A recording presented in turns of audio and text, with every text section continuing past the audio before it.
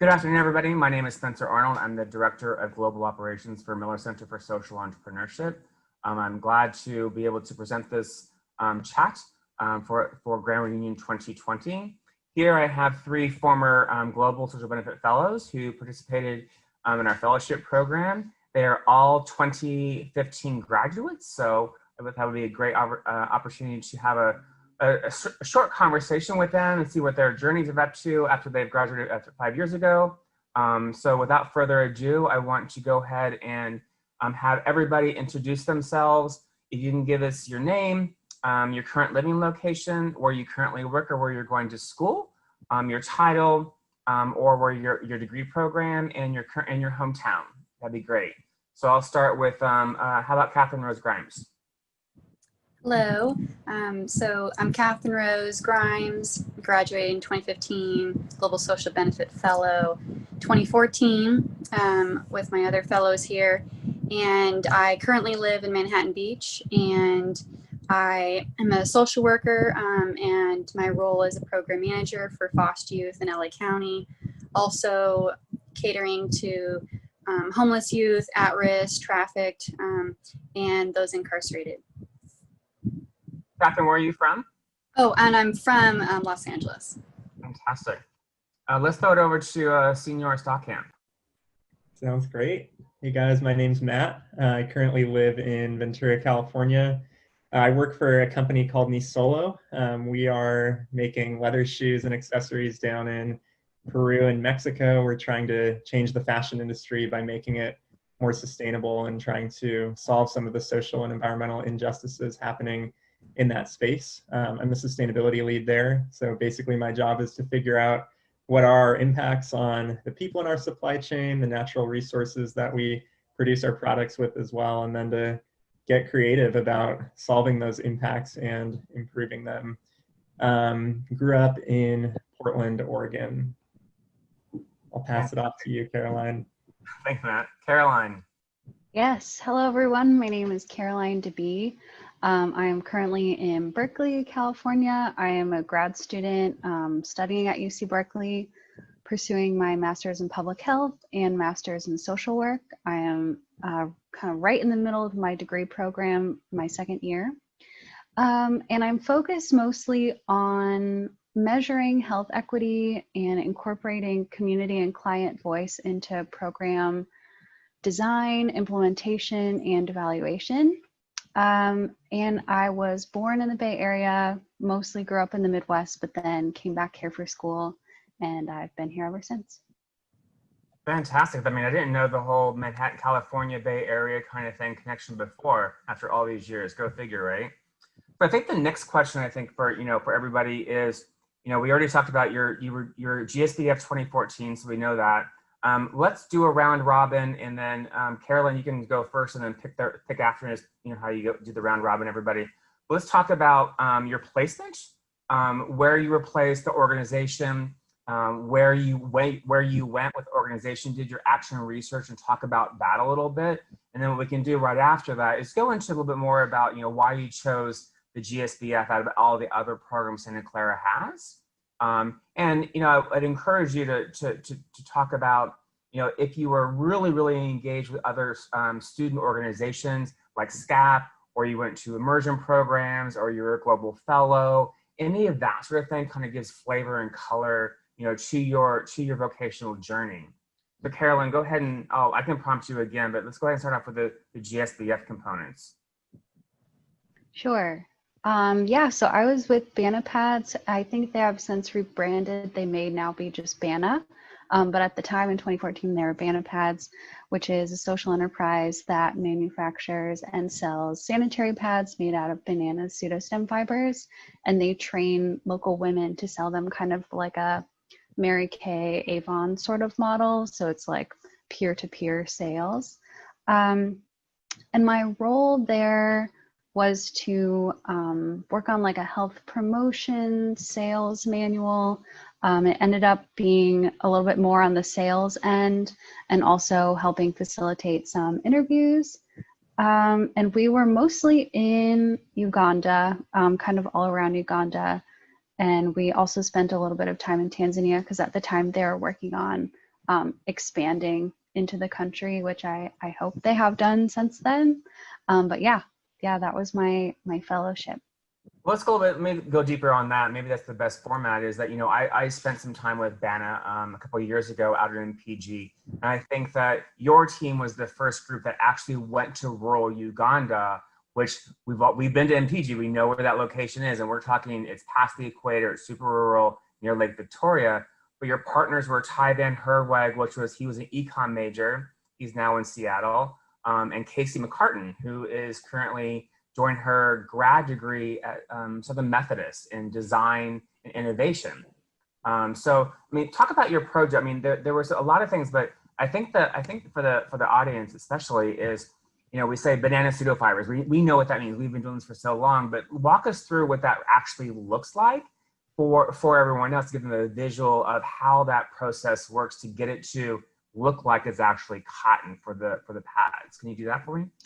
I can try. So that was really Casey's project. So I believe she was a mechanical engineering major. And so her project was, if I remember correctly, trying to kind of optimize the creation or the production process. So how do you get from a banana tree to a sanitary pad?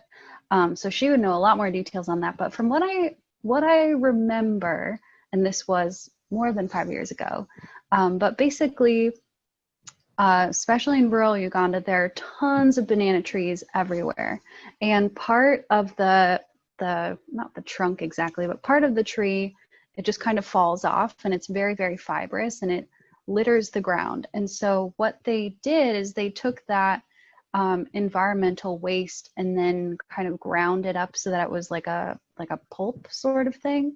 And then if you can imagine like paper mache, they basically just kind of like formed it into like a flat flat piece of paper, sort of. It was like a cotton, not cotton, like a fibrous square. I don't know.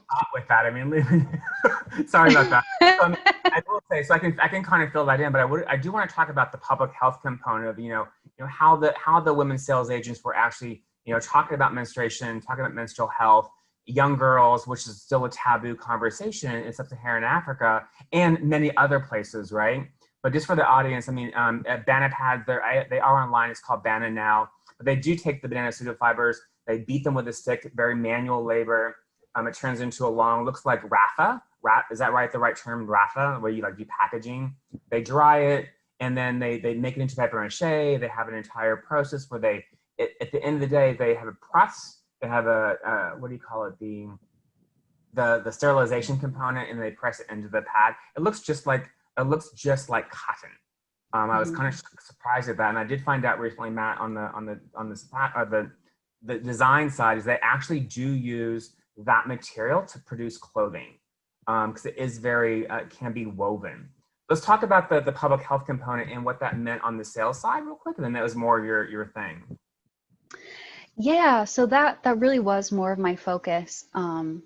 So essentially their kind of sales strategy was to not so much focus on the economic impact of saving money on sanitary pads, or not so much about the personal hygiene, but more about kind of empowerment, from what I remember, and saying, so often in rural families in Uganda, the man is kind of the main decision maker and will often, dictate what kind of care the folks in his family get.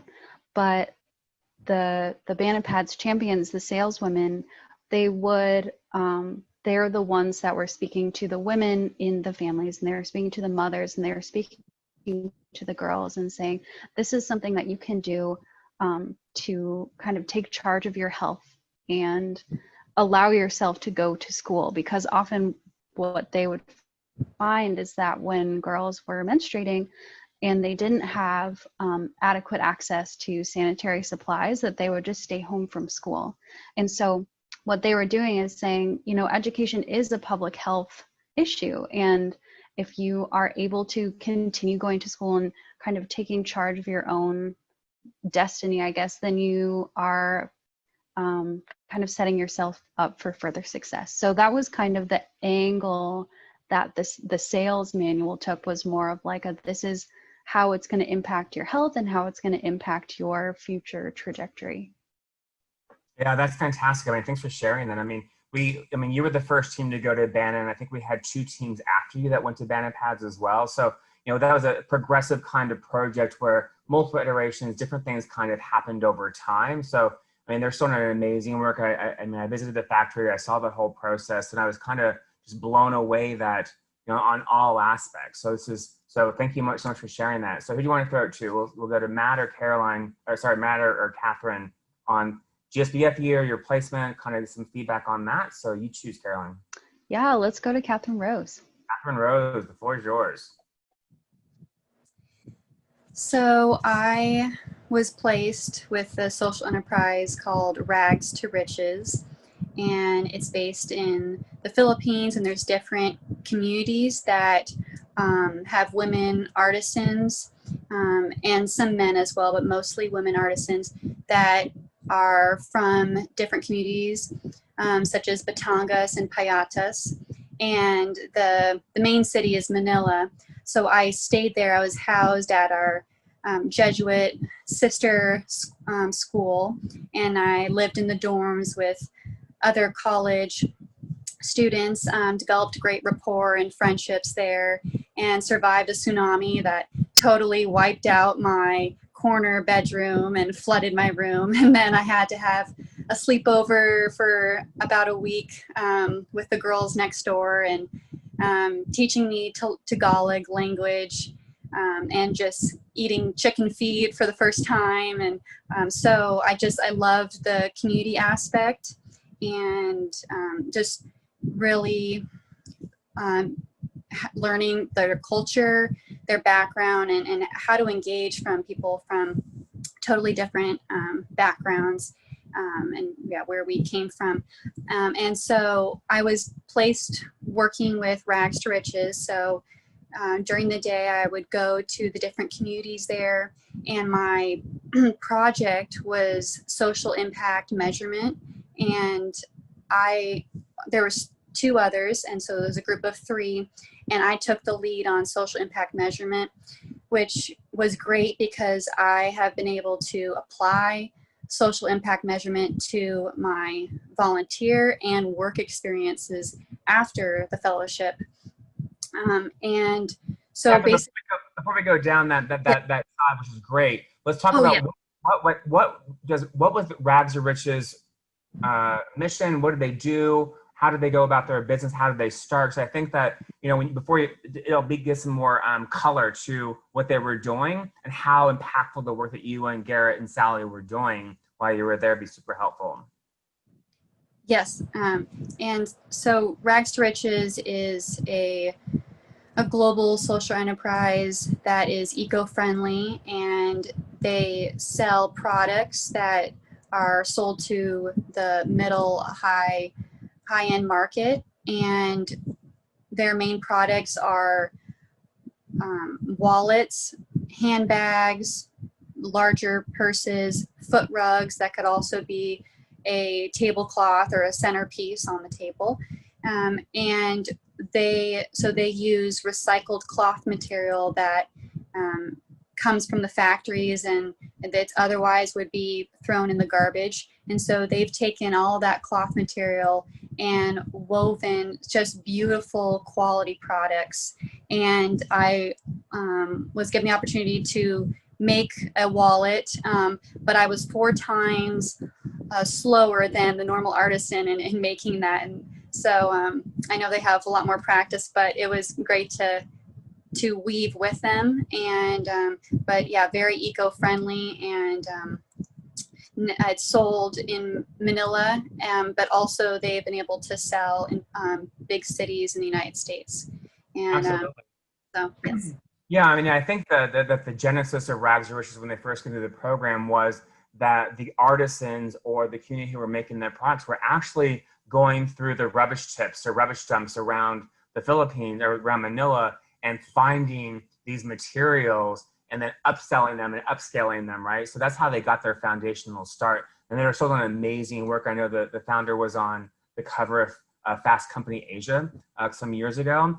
But let's talk more about the monitoring evaluation. That's a big thing that not everyone really understands and comprehends about the depth of impact and how you measure that impact, and then tie that back into what you're currently doing now. How's that? Sure. So the project that I did on social impact measurement.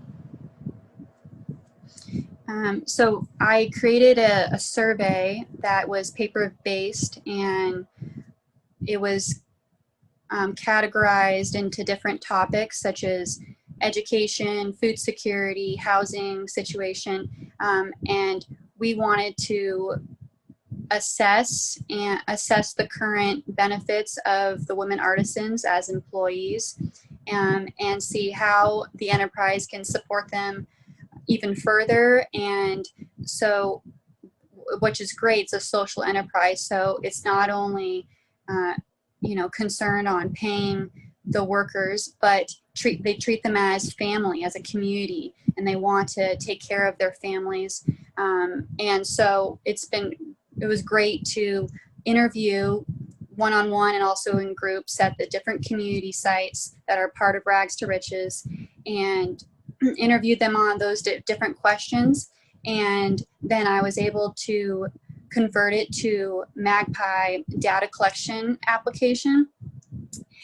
So I learned to be a lot more techie, which was great. And so got to code all of those questions and answers into the application.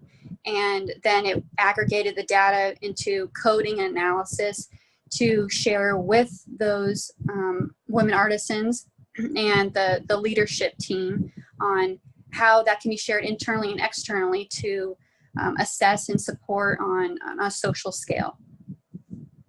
That's great. And you were a public health major, right? No, I went into Master of Social Work program, and at Santa Clara, what was your major again? Oh, sociology. Sociology, right. Caroline, you're the public health major, yeah? Great. That's fantastic. What I'll do is we'll kind of tie that back into the work you're doing now and your master's program, which is super amazing. But let's give Matt a chance to talk about your placement, who you're with, why they started, all of that with Holly. So go forth, Matt. Definitely. Well, I was an anthropology major and an international Spanish minor, and as a junior in college, was really trying to figure out how am I going to marry these two things into something really practical. I was really passionate about looking at different complex social and environmental issues that both the private sector and public sector could solve. And so I figured out about or heard about the Miller Center through the anthropology department at Santa Clara. I applied and I got to work with an amazing social enterprise called Good World Solutions. Good World Solutions has since been acquired by another awesome organization named Elevate. They create just incredible transparency in global supply chains for the fashion industry. Transparency is a huge issue in fashion. Typically, it's a very opaque industry. There's about 75 million people working who make the clothes that we put on our bodies every day. 80% of those 75 million people around the world are women, most of whom are between the ages of 18 and 24. Brands are sourcing products from all over the world. Back in the 1960s, most of our clothing was made in the country, and since then, a lot of offshoring has happened. And what's also kind of happened with that is that there's been a lack of accountability on brands to be sure that the people in their supply chain are receiving a wage that meets their needs, meets their family's needs, in addition to working conditions as well. And so back in 2013, there was a pretty drastic factory collapse, a factory called Rana Plaza in Bangladesh that killed over 1,000 people. And I believe Good World Solutions came about before 2013, but that was definitely a major impetus for a lot of their work. what Good World Solutions and what Elevate is now doing was a brilliant idea. They were recognizing that most factory workers like you and me have a cell phone, have a device that they can, call a hotline to report any issue. And what Good World Solutions had done was basically develop a simple 12-question survey that a factory worker anywhere in the world could respond to really quickly. And so this survey would ask questions about things like wages, whether they were getting harassed in the factory, if there was any abuse happening, all those things. A brand like Nike, for example, would hire Good World Solutions to go into a number of their factories in a particular country to distribute that survey so they could learn directly what are my factory workers' experiences.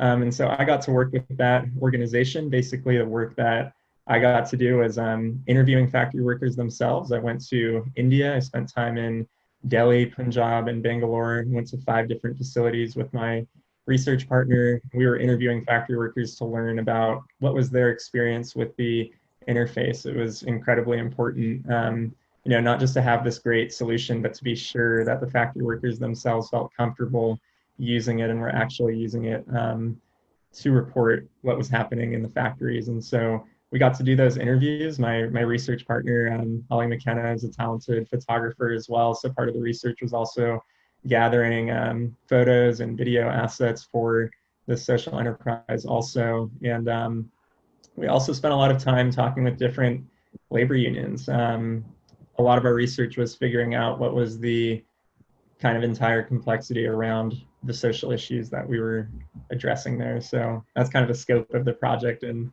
I can go way deeper into kind of how I got passionate about continuing on in this space. Oh, we'll go there. Don't worry about that. I think that, I mean, let's talk about, was there any pushback, or was there any, being an outsider, you and Holly, being from the West, going into some of these places, did you get any, trepidation, pushback, like, why should we talk to you? Or the factory people, like, I don't know if I'll get in trouble. Did any of that kind of get into the way of doing your research? Or I think there was a few stories in there that I recall. Anything you want to share about? Definitely, yeah. It's really from a factory owner's perspective, when you very much as an outsider go into their facility, they want to make sure that you're hearing the best of the best. This is sort of similar to what happens when someone performs a social audit of a factory. So we definitely did have some of those effects. I think maybe even a little bit of staging in terms of making sure that we spoke to particular people. There could have even been coaching in terms of people making sure that the owners telling their factory workers, speak to this person about X, Y, and Z. It's one of the biggest problems the industry faces, and I think it was really interesting, not really knowing that at the time as a younger college student, but then kind of seeing that come out also in some of these visits. Yeah, you always want to put your best foot forward, but of course that you don't get the truth all the time, right? Yeah. So yeah, thank you for that. So what I want to do is turn the table over a little bit now. Let's talk about, you graduated, 2015, so over 5 years ago, and that's kind of the concept of the story is like, where are you now? What did you do right after you graduated? Where'd you go? And talk about that journey to where you are now, and then we can touch bases on, what were those things, or that one pivotal moment along that 5-year trajectory that got you where you are now. So that either was it vocational discernment, was it something that triggered you? You were out someplace and it's like this epiphanous moment, right? That's how a lot of our social enterprises start. There's some place they have this moment and like, I need to do something about this, right? We hear these stories a lot. So, Catherine, why don't you start with that? So, right after college, where'd you go? What'd you do? And how'd you get where you are now in that big moment? Sure. So I jumped right into grad school, and I first thought about grad school was when I came back from my field work in Manila, Philippines, and had a one-on-one discussion with Keith, and he said, well, what about grad school? What about social work? And there's a great program at USC. And so I thought, I'll look into it. That might be a good path for me in what I'm passionate about and what could be some great opportunities down the line that would make me happy and fulfilled for what I want. And so I applied to the USC social work program, got in, and decided to run with it. And so I did a 2-year full-time program as a full-time student. I of course worked 2 jobs at the same time and several leadership roles at USC, which was great. Just in a nutshell, I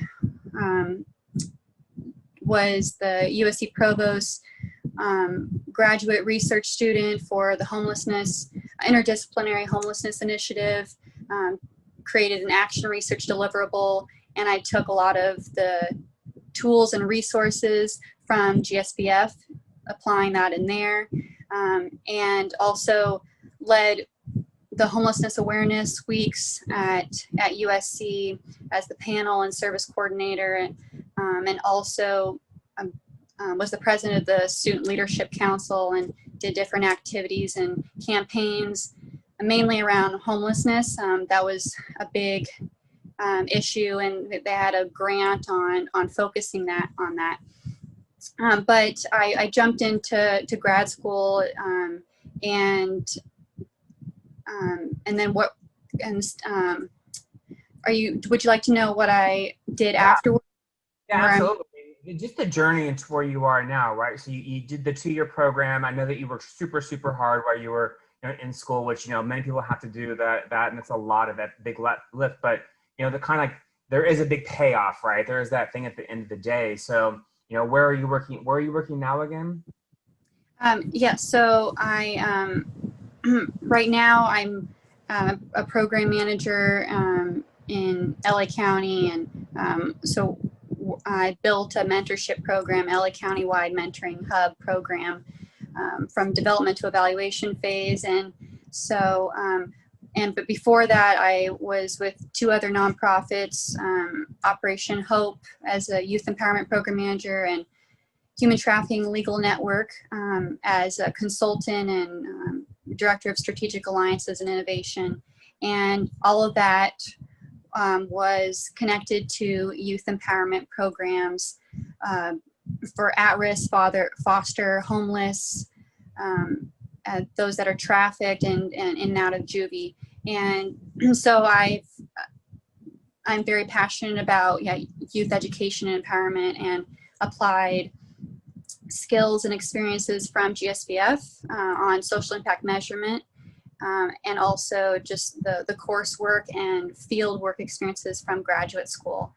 And so I cover Los Angeles County, working with different nonprofits, city, county agencies. So I do a lot of community engagement strategies and program development to evaluation. That's awesome. That's awesome. Were you part of any like student clubs or organizations while you were at Santa Clara, like SCAP or any of that? Which ones were those? Yes, I was the campus ministry intern, Eucharistic ministry intern, and I also was did volunteer work with SCAP. Made sandwiches for homeless in the Tenderloin, and I also just my study abroad experience was in El Salvador for the Casa de la Solidaridad program. Loved it.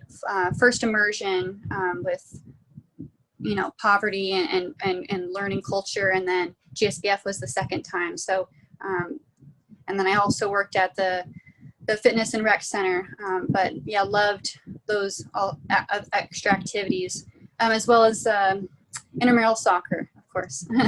There you go. I mean, you went to El Salvador with your partner Sally, right? That you both worked at the same place at the same time. Yeah. Yes. Fantastic. And how long were you there before it kind of was all before the big kerfuffle, right? Yes. So we so it's a Santa Clara hosted program, and we traveled with other Jesuit university students, but there was a lot of violence and gangs going on, and the gangs, the 2 main gangs just broke off their truce truce right before we were planning to come, but it was still scheduled for us to go, and I'm glad my parents let me. And it was, but we were very safe because the program has very good reputation and connections with all of the Salvadoran community, or a lot of parts of it. And we traveled in vans and in groups. So we had a lot of Salvadoran papas to take care of us, and security guards 24/7. So there were never any issues, but those that are Salvadoran, they definitely had violence and issues going on to be concerned. That's a shame. Thank you so much for that, Catherine. Let's go on to some Matt. Give us a little bit of a history of, after graduation, where you went, what you did, and how it led up to where you are now. Definitely. Yeah, we were talking a little bit about pivotal moments, and I would say my pivotal moment in looking further down at my career was really in India with GSBF. It was in early July, and my research partner and I said earlier that we visited a lot of labor unions.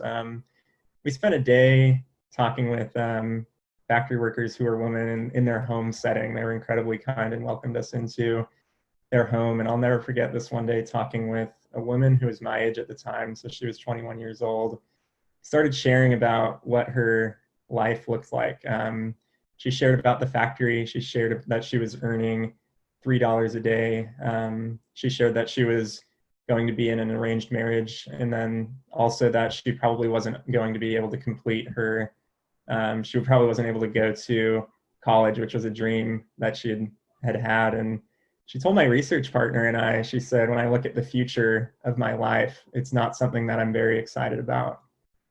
And that just broke my heart. I went back from that experience, looked at my own life as a white American male with a lot of privilege to really realize whatever dream I kind of wanted to pursue in front of me. And it moved me into a place where I started to look at the fashion industry and from a larger perspective as one that impacts so many young women in that way. I thought about what would it look like for her if she was working with a brand or with a factory that was actually providing a living wage and providing opportunities to do higher education and to actually support her in realizing her own aspirations. And I started to realize that it wasn't that out of the question for brands to start providing that kind of support for their factory workers. So prior to the fellowship, I had studied abroad in Argentina. I fell in love with Latin America, and it's kind of a marriage of that abroad experience and then the time in India that caused me to start looking at organizations that were specifically looking to address some of these social injustices in the fashion industry in Latin America. I knew I wanted to go abroad for at least a year after school, and was just so encouraged by everyone at the center to pursue that path. And so I started applying to different organizations that had internships doing social impact measurement, and I ended up falling across a brand in the same place where I currently work now. It'll be 5 years come November, a brand called Ni Solo. Ni Solo means not alone. We were founded on the very concept that we're very connected to the people who make our clothes. For us, we make leather shoes, and after school I went down to Trujillo, Peru, which is about 300 miles north of Lima, the capital on the coast. And I started doing social impact measurement with our group of what was then about 40 shoemakers. And so just had an incredible experience going straight from seeing a lot of factories in India to then working shoulder to shoulder on a factory floor with the very people that we were hoping to impact at Ni Solo. I spent a year there in the factory, and then the company grew. We expanded into a few other factories in Mexico, and with that growth kind of realized the need to create a greater sustainability role that was US based. So I moved back to the States, out to Tennessee, and then have since moved out to Ventura and we're working remotely for Ni Solo since then. And I love what I get to do, and I love the progress that we've been able to make in this space. One thing that we did last year was we were one of the first brands ever in partnership with another brand in Tennessee to publish our lowest wage, our lowest factory worker wage across our supply chain in hopes of that level of transparency, inspiring consumers to ask other brands how they're paying their own workers. So I think about like the whole journey. It's been really beautiful to see Santa Clara and GSBF being really responsible for an experience that really opened my heart in a big way, and then also led me to a place of thinking critically, how can I engage in this space and actually do the work to create change. So yeah. That's great. That's great. Thank you for sharing that, Matt. It's I mean, yeah, right. Like Carolyn said, I mean, the journey that we all walk on that path is just, it's wavy and crooked, but it all comes down to the heart where we're really passionate about, right? So Caroline, give us your journey from when you graduated college and to where you are now. What was that like? It was winding. Like you said, I think the thing that the fellowship gave me the biggest lasting impact was knowing what kind of experiences bring me joy. And I don't know if you have read Marie Kondo's book or seen her shows, but her little like zing, like that is the feeling that I got while doing the fellowship. So I knew what feeling to look out for. I didn't know where I would find that. So I was asking myself, how can I make the biggest impact as just one person? And I think direct service is really, really important. But I was coming from a public health mindset of like, how do I work on a population kind of level? So for some reason that led me to nonprofit fundraising. I knew that I wanted to work in kind of administration and social services. So I was like, maybe I'll try fundraising. I very quickly realized that it was not the job for me. I did not get that little zing. I was photocopying checks every day and opening the mail, and it was just not for me. So I started kind of looking around a little bit, and a position opened up at my agency that I was doing fundraising at, doing social impact assessment, which I knew a little bit about from the class for the fellowship, and I know some other fellows that had done that over the summer and loved it. So I was like, maybe I'll try that. And I felt that zing again. And I was like, this is what I need to be doing. And I did that for about 2 years. But then while I was there, there just seemed to be some information that I was missing. Like I didn't feel like I had the full picture of what keeps people in poverty and why do people fall into certain situations, and what is the larger social support system in the United States. So that's what led me to apply to different graduate programs, mostly programs in public health, and then a couple MPH MSW programs. I ended up at Cal because they have a really long history of being very radically socially just, and like have a really community-oriented approach to public health and social work. So that's where I am now. And I guess my focus is similar to kind of what I was doing with Banna or Banna Pads, figuring out how do we incorporate client experience into service delivery. So what I was doing with Banna Pads is interviewing saleswomen and interviewing customers of like, how do you use this product? How do you sell this product? How can we use your experience to make it better for everyone? So that's kind of on a larger scale what I am hoping to do, and figuring out how to do that in a really authentic and genuine way that's not just performative, but that's actually forming an impactful partnership with the community when designing social services, because if you're not doing it with the community, then you're not going to be serving them in the best way possible. Absolutely. I mean, we're hearing that more and more today is that, that one person or a group of people cannot determine what another group needs. You really have to ask them, what is it that you want and how can we can accompany you in that journey, right? That you're never going to get buy-in if you're trying to shove that peg into a square peg into a round hole. Thank you so much for sharing that. I want to be very cognizant of time. So, it's a bit of a round robin here, but, what is the one thing that I think that, from your experience, the 5 years that you can grab onto any of that, that you want the alumni of Santa Clara to know? And then following that, what's the one thing you will tell the graduating class of 2021, right? In the current times, yeah.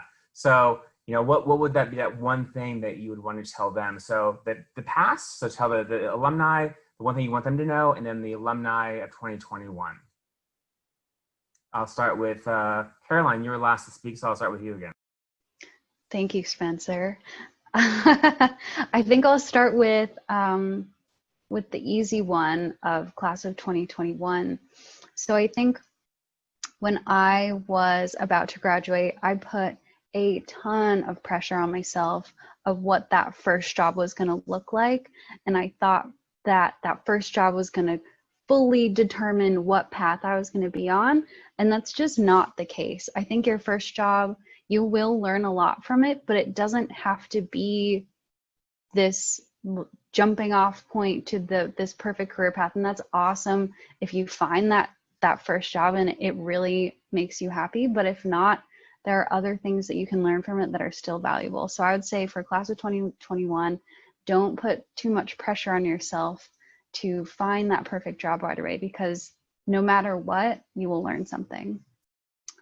Class of 2015, what do I want them to know? No, everybody. So everybody that's ever Oh. graduated, so the audience, if you will. So the one thing that you want everyone to know about your experience or your experience at Santa Clara, whatever that may be, just that one point of, what you, that maybe the zizzle moment for you. Yeah. Ooh. For me, the fellowship was both wonderful and terrifying. And I think had I leaned into my more fearful tendencies, I wouldn't have had such a beautiful experience. And so I think in my experience, the most scary and difficult decisions will often be the most life-changing. Fantastic. That is awesome. Thanks for sharing that. Let's go over to Matt. What are your 2021 graduation class and all the alumni from ever and ever from Santa Clara? What are those things? Yeah, definitely. I love what you had to share, Caroline. Spencer, you may or may not remember this. You actually recommended a book to me my senior year of college, so last year of the fellowship. It was called The Quarter Life Breakthrough by Smiley Pozwalski, because I felt like I was having a quarter life crisis at the time, figuring out what is it I'm about to do.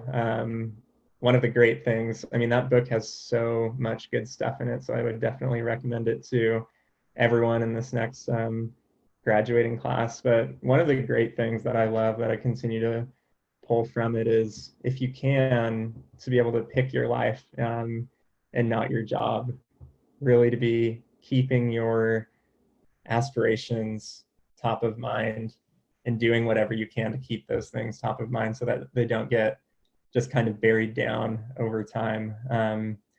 I would say that, and then also something that GSBF just obviously surrounded us with was just great mentors, and you, Spencer, and Keith as well, and Thane, who was working as the executive director previously. We were fortunate to have really great people just walking with us and asking us those deep questions. So continue to surround yourself with those people and with other people in your life who you respect, admire, and who are going to ask you those good, hard questions that you might not want to always be sitting in, but are healthy for you anyways. So that would be some quick feedback, and I guess just quick advice for the class of 2021. The rest of Santa Clara, which is definitely the harder question, I feel, but is simply just to, I think, do good in whatever career you're in. I truly believe that every chapter of life we're in, every job position that we're in, we have the ability to impact the people around us, and we have the ability to impact the world around us. Another guy that's inspired me is Yvon Chouinard, founder of Patagonia, and he had a really quick quote that I try to keep top of mind every day. He said, "To do good, you actually have to do something." I love that because it's defining that, what is that something that we're going to be doing. And so maybe we're all at different places in our own careers and whatnot, but just get hungry about doing good. Thanks for sharing that, Matt. That's very touching. I'll have to go back and make sure I put that into the credits. Thank you so much for that, Catherine. 2021 and the rest of the SCU alumni. What are your thoughts? Yes, to the class of 2021, I recommend taking advantage of different opportunities. And it doesn't have to be paid, and that's okay, to get that experience. So leadership roles that your university offers, volunteer work, being at researching and learning about different organizations and companies that you like, that have a social mission, that give you, that light bulb, that good feeling, that zing. Try to take advantage of any and all opportunities. And, the first opportunity that you seek, you may not get. That's okay. You keep going. And so I just recommend lots of opportunities to take advantage of. And I did that at Santa Clara as well as grad school at USC, and it's helped me tremendously. And I got so many skills and experiences that weren't paid, that was before my full-time job, and learned to apply that, and been a great asset to my companies and organizations now that I work with. So that's my big advice.